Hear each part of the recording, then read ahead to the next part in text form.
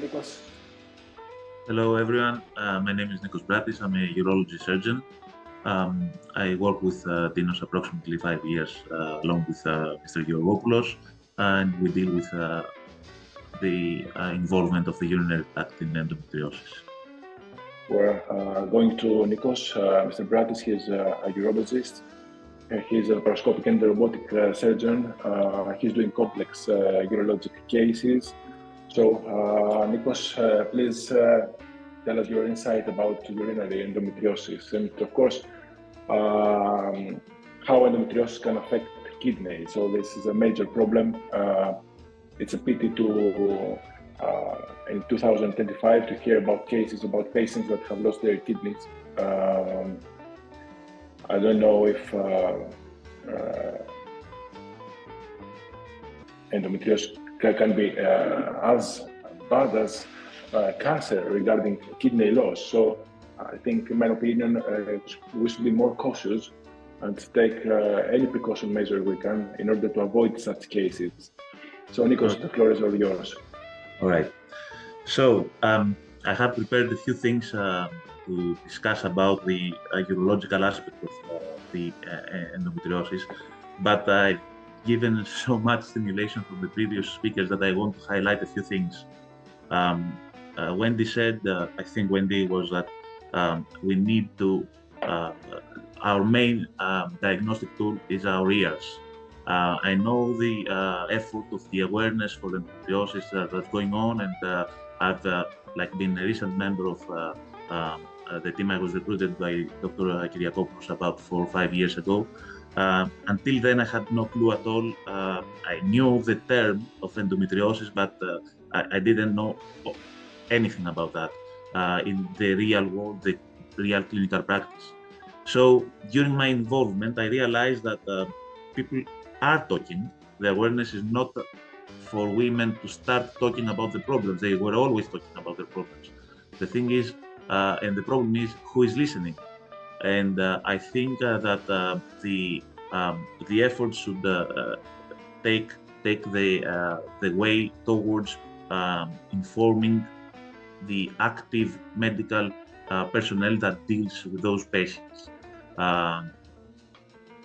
It's very, very rare for a woman to come first to a urologist.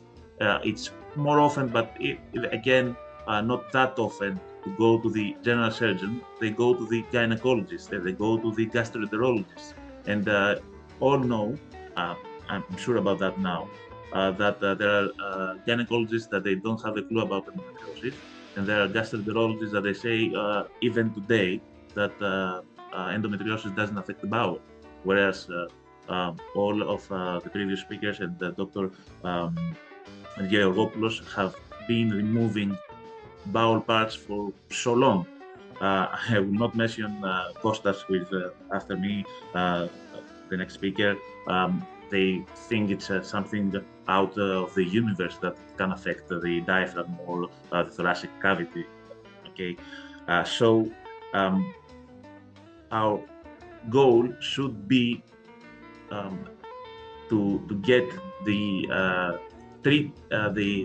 teaching society to get the endometriosis the entity that it deserves, for doctors now to be aware that this condition exists and it can cause huge problems. And this will lead me to what can cause from the urological aspect. First of all, it is a rare, in quotes, condition for the urinary tract. It affects 1% of the total endometriotic patients, but it affects about 50%, 20 to 50 the literature says, but we have seen it, about 50% of the patients with deep endometriosis. In a different extent each time, but it does affect. Even I think Dr. Adamczyk said, from the aspect that we need to peel the ureter out of a lump, and in that case, we can find that it's so stuck that we need to resect and do a ureteric reimplantation. Thankfully, rarely, but it does affect the urinary tract. we have seen, and last year we did two radical nephroureterectomies with Dr. Kyriakopoulos for kidneys that were like a hydronephrotic sac, not functioning at all because of silent hydronephrosis, silent obstruction that no one attended, no one could diagnose it, and that resulted in the kidney to be lost.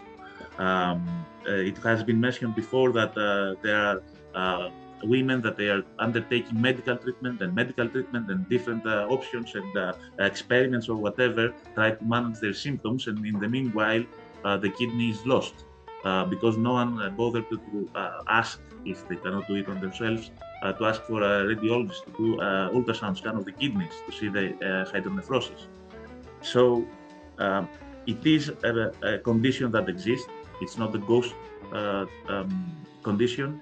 It is something that causes multiple problems. The prevalence is there. There are data now over the last years that they indicate that it can affect the bladder, it can affect the ureter, it can affect the kidney itself. We have an obligation to try to communicate that. My opinion is that we need to change our route where to focus our communication now, because women are talking. Vicky and Boyana, if I pronounce that correctly, they said they were going, they saw 10 doctor seats or whatever. They were dealt like a psychopath. They were given medication for depression or for anxiety or whatever. They were talking, they were communicating the problem, but the problem still stayed there.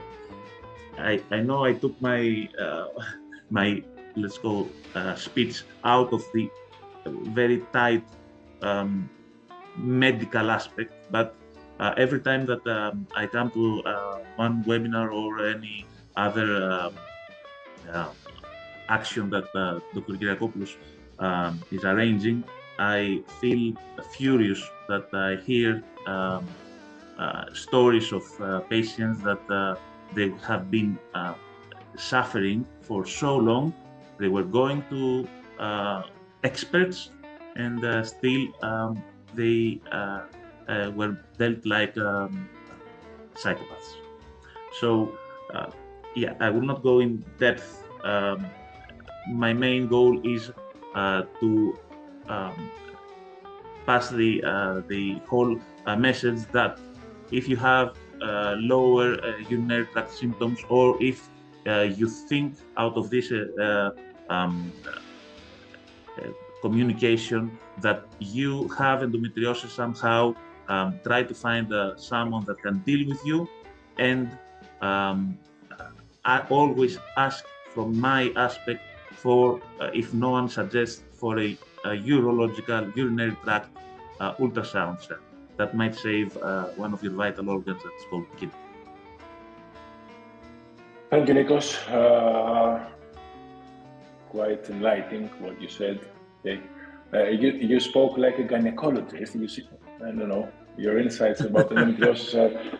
Yeah, I'm quite glad that I know you. So, Nikos, Mr. Brat's question for you: is it possible for endometriosis on or in the bladder to be misidentified as ureterocele?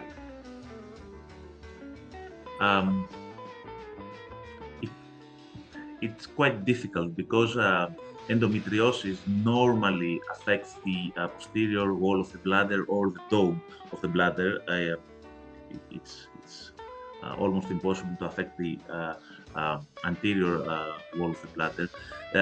So because of the pouch between the bladder and the uterus doesn't go all the way down to the trigon, it's very, very difficult to have a lump infiltrating the bladder wall very close to the ureteric orifice. So the identification of the uterocele is quite distinctive. So I think it's very difficult to misdiagnose ureterocele with endometriosis. Thank you, Nikos. Mr. Bradis, another question for you. Is there a correlation between UTIs and bladder pressure and urgency after UTI has been treated and cleared to endometriosis? It could be. It definitely has to be excluded. It's a vice versa relationship. Recurrent UTIs can be misdiagnosed with endometriosis, and endometriosis can be misdiagnosed with recurrent UTIs. Normally, a urine culture is giving the answer, but there are women that they have continuous symptoms of the lower urinary tract, mimicking urinary tract infections like cystitis, and yet we cannot find any bacterial cause. This should arise the possibility of endometriotic tissue somewhere pushing the bladder wall, and we should investigate first of all, okay, with the urine culture, then ultrasound scan, and definitely flexible cystoscopy to look into the bladder mucosa, how it looks.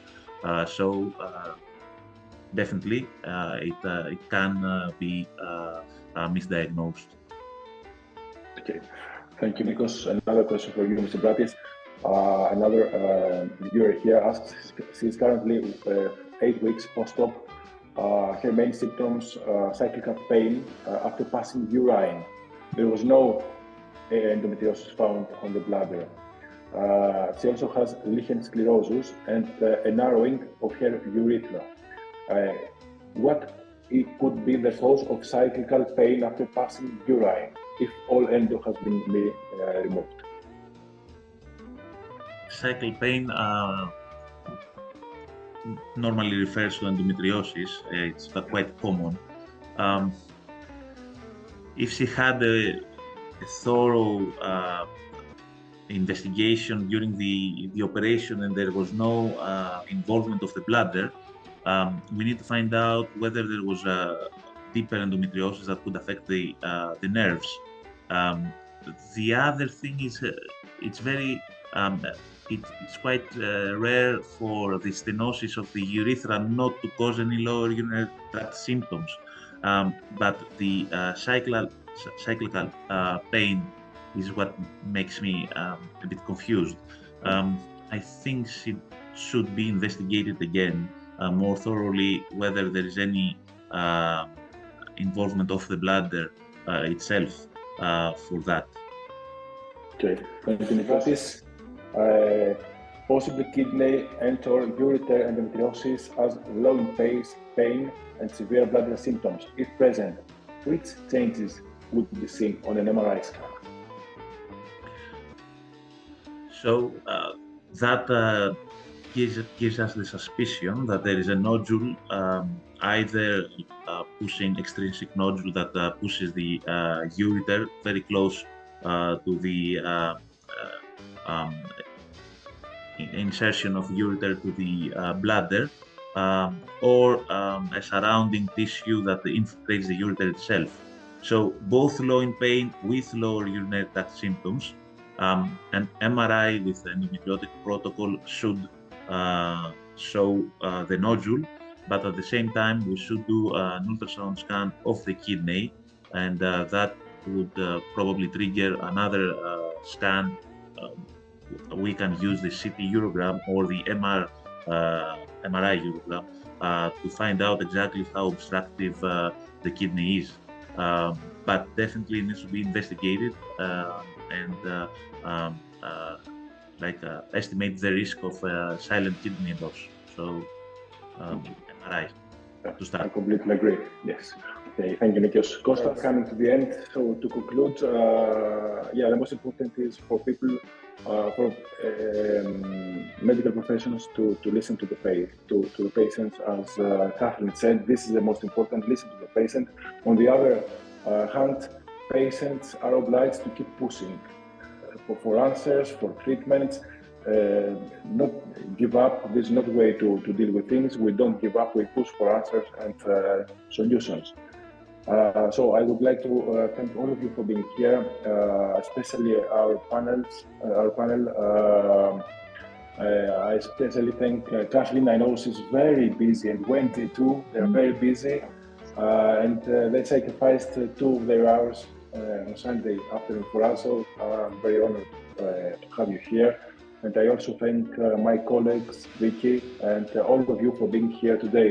I'm sure we will meet again. So stay safe and keep pushing the boundaries. This is what we have to do. Thank you very much, all of you. Thank you. Bye. Bye, everyone. Have a good evening. Bye. You too. Bye. Bye. Bye.